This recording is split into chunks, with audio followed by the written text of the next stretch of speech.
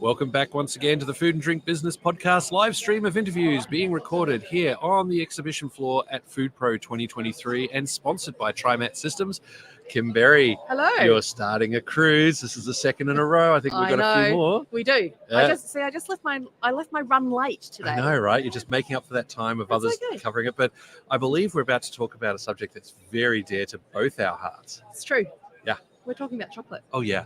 We are joined by Santiago Cayugan. He is a chocolatier. Hello. Hi, how's it going? And Santiago's company is called Mame Coco. Yes. Did I pronounce that correctly? Yeah, absolutely. One of the things that has caught my eye at Food Pro 2023 the most, apart from ginormous bits of machinery, was this display at Otera, which is a specialty ingredient company, and their absolute specialty is food colouring, but it's all made from completely natural ingredients. So you name a vegetable or even a fruit or a flower, and that's where their colourings are coming from. It's fascinating how, and then they're using those natural colours that might come from a particular type of carrot. They've actually got their own special brand that they have cultivated of sweet potato, of a purple sweet potato. It's purple inside and out. Wow. It's called Hanson. The Hanson. Hanson. So they're doing really interesting work in that natural ingredient, clean labels space, particularly for colourings and the like. But that's a very long intro to what was the thing that caught my eye, which is this display, and it's about so big. It's big. Yeah, that works on audio too. Yeah, I know. Yeah. It works really well on audio. I think it's about 900 by 900 millimeters. It's everything in it is edible. It's all chocolate, but they are vibrantly coloured, beautiful. Are they lotuses? They're just like a flower, but multiple petals coming up into the sky, and there's vibrant yellow and deep bluey purples. It's remarkable, and that was all Santiago's work. That's why. Oh, wow. That's why we're talking to Santiago. Yeah, chocolate and beautifully presented. Beautifully presented. You could never eat it. I think once the show's finished, they're definitely gonna They're gonna have a bit of a snack. Yeah.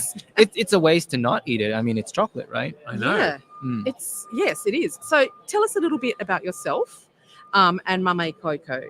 Well, so I've been in Australia for about 9 years now, and during the infamous lockdowns of 2020, I was able to have the opportunity to leave my job and start something with not a lot of that pressure of having to work 2 jobs at once. So I started one of those lockdown businesses where you're doing that door-to-door pre-orders only with a type of chocolate that was made famous in Japan. Right.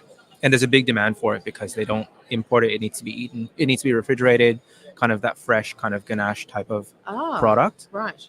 So there was really no competition, but there was a big demand for it.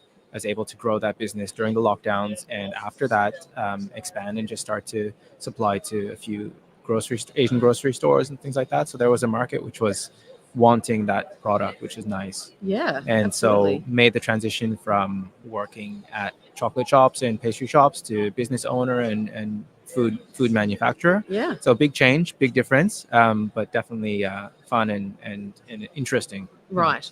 And your business, have you got a retail shop, or are you Not online? at the moment. Online. Yeah, Online. one of those online businesses. No, well, so. I think that's a great,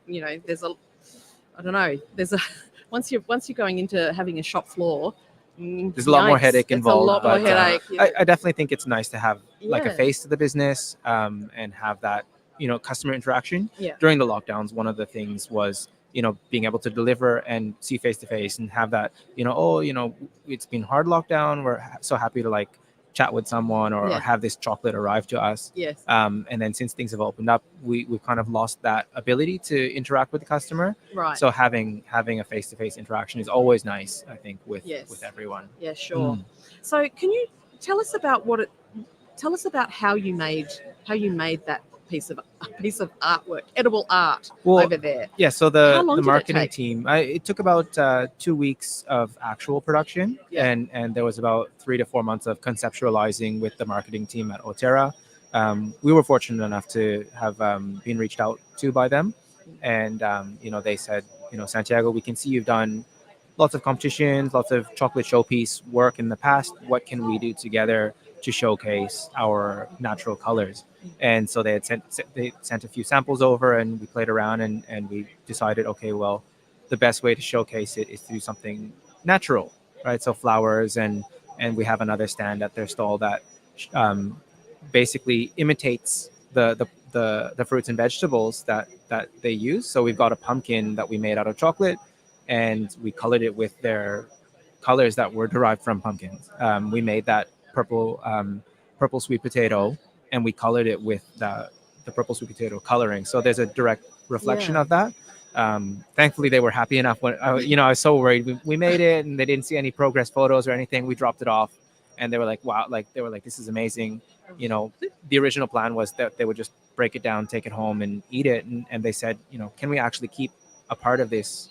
How long will it last? Can we keep it in our offices to display? Because it's a perfect representation of what they do. Yeah. All natural colors and derived from the fruits and vegetables that they use. So that was nice. What are they like to use? Like, is it pretty easy? There's a few that did take a bit of testing. Like the purple potato one, the way we were using it, we just needed to blend it a little bit more. Right. Just, I guess it's probably a bit starchy or something. Right. But for the most part, they dissolve pretty easily. What we did is we took their oil, salt, fat soluble colors, and we dissolved them into cocoa butter, and then we used the cocoa butter as a paint. So then we would make the chocolate shape, and then we would let that set, and then we would color our cocoa butter, and we would spray it or brush it or whatever different application to give that physical color. Yeah. Well, it's really quite lovely. It's very impressive. You'll have to, when we let you move away from this desk. That will actually happen at some point. I'll be unchained. Look, I don't know. Maybe. I dream. Santiago, thank you so much for coming along. No worries. And sharing the experience of making it and your business. And if everyone wants to go and have a look at the Oterra stand, they will see both creations. So thanks so much. No worries. Thanks for having me.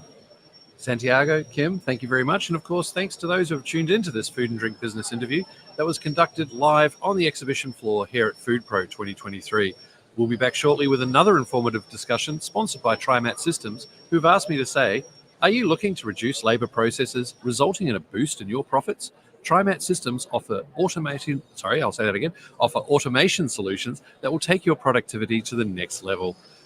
Contact them today at trimat.com.